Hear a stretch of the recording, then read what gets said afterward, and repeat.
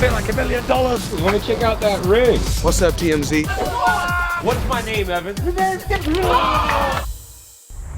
What's up, everyone? Welcome to TMZ Sports. My name is Evan, along with Michael J. Babcock. What's up? Robert Littal is here. In the house.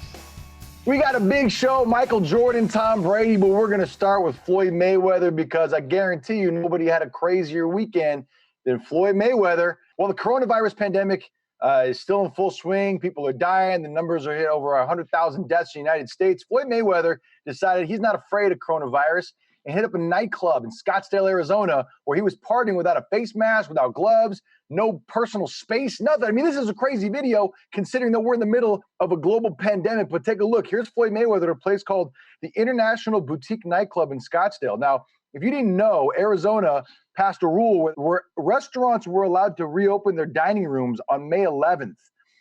And some other businesses were allowed to open as well. But I'm not going to lie to you guys. I had no idea that nightclubs were allowed to open up like they used to back in the day, where you can see in this video, Floyd and his entourage, they're in like their own VIP section, but there's still a ton of people. Everybody's on top of each other. I don't see a mask. I don't see gloves. I don't see PPE at all.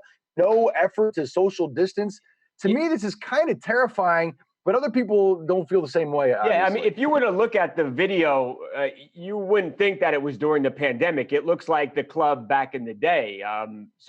Yeah, I mean, it's surprising. I've been like totally down for if you're outside, hey, it's cool, you're safe. I don't even know you necessarily need a mask if you're outside. But if you're going to be in a confined space with a lot of people and people are dancing and breathing, man, that seems like a petri dish. It seems like an easy way for a lot of people to get sick. And this seems really dangerous for Floyd and for the rest of the people inside the bar. And we saw it all over, not just at this club. We saw it at the Ozarks. We saw it at Daytona Beach. Yeah. There were several, stories, and you see the pictures and the videos. Robert, earlier in the day, Floyd was at another party in Arizona at a hotel, and you could see there was more partying in the daytime. So you're right. It was happening all over, but especially in Arizona, and Floyd seemed to find every single hotspot in the state. But go ahead. I'm sorry. Well, I was just going to say the sad part of this is that the problem with a virus is not like you're just taking your life in your own hand.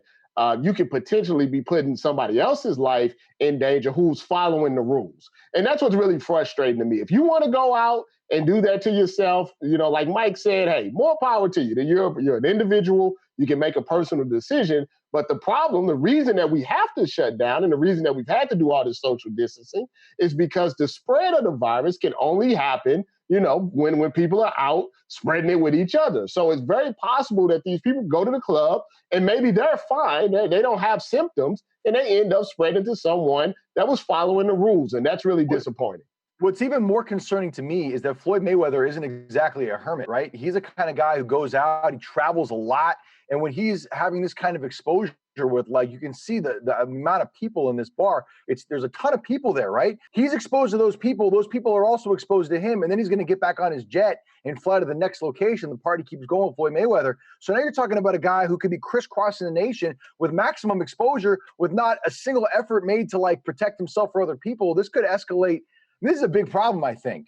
I think some people think that it can't happen to them. I think that's a big thing that's going on. Like, they see the numbers and they're like, well, it can't happen, to me, or it's overblown, or they believe some of the media conspiracy theories. And unfortunately, I think anybody, and myself included, who's had a good friend that had the coronavirus and was on a ventilator for a while, that really opens your eyes to that. It can really happen to anyone, young, old, it doesn't really matter. And it's just sad that people don't seem to care about their fellow man, their fellow woman, and fellow child.